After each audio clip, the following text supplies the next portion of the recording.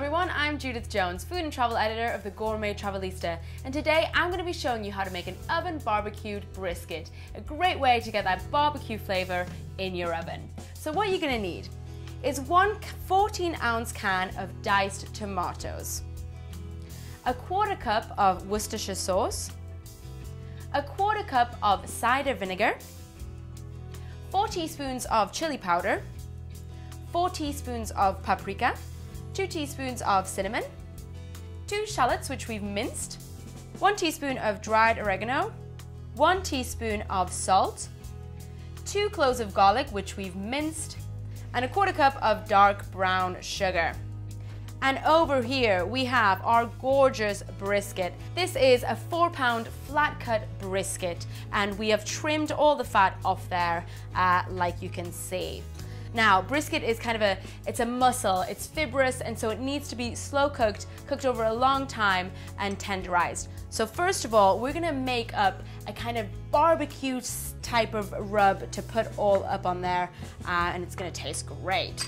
So let's get all our nice dry ingredients. We're gonna get our shallots in there, our garlic,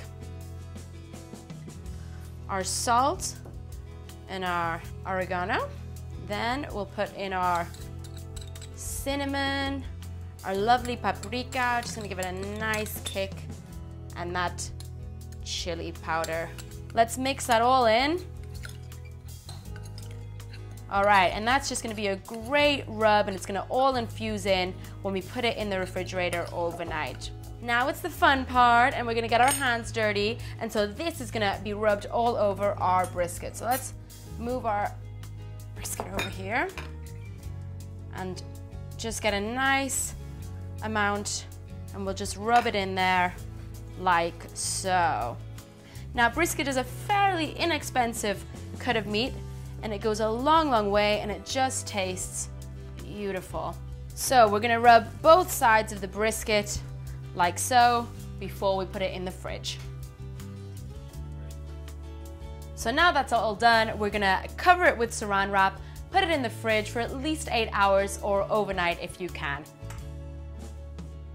So we left our brisket overnight, and today we took it out of the fridge. We've let it set for about 30 minutes to room temperature, and it's just looking great. Smells good and looks beautiful. So now what we need to do is pour over our Worcestershire sauce on top of our meat. We're just gonna pour that all over there. Fantastic. So now we're gonna cover it with some foil. And we've preheated our oven to 350 degrees Fahrenheit. And we're gonna cook that now for 2 hours. So while the beef is cooking, let's whip up a nice little sauce to put on top of it when it comes out. So we've got our tomato mixture here. So to mix this sauce up, we are gonna use our food processor. If you don't have one, you can use a blender, works fine.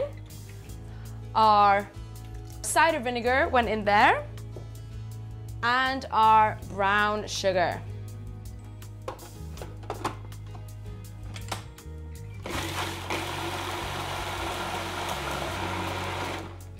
About a minute to do it.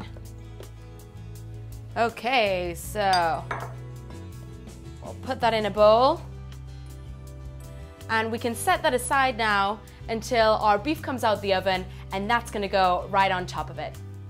So we've taken our brisket out of the oven. It's been in there for about 2 hours, looking and smelling really great, very flavorful. So now it's time to put our tomato mixture on top. So we're just gonna spoon that over. We can drizzle it over a little, over the top.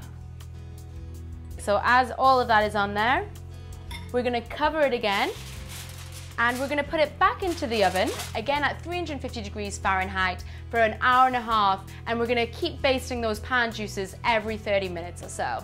So we've taken our brisket out of the oven, we've removed the meat from its sauce, and now we have it here looking beautiful, smelling great. We've put the remaining liquid into a measuring jug, and we've skimmed the fat from the top there, and that is going to be a great sauce to have with our brisket. So finally, last things last, we're just going to cut our brisket, look at that, against the grain into thin slices like so. And last but not least, we'll pour some of that sauce on there. And there you go, a really delicious meat to share with friends at any party. This is your oven barbecued brisket. Thanks for watching today, everyone, and make sure to subscribe to our website to watch plenty of other fantastic videos. And if you have any email requests, you can email requests@mahalo.com and we'll be sure to answer any questions and queries you might have.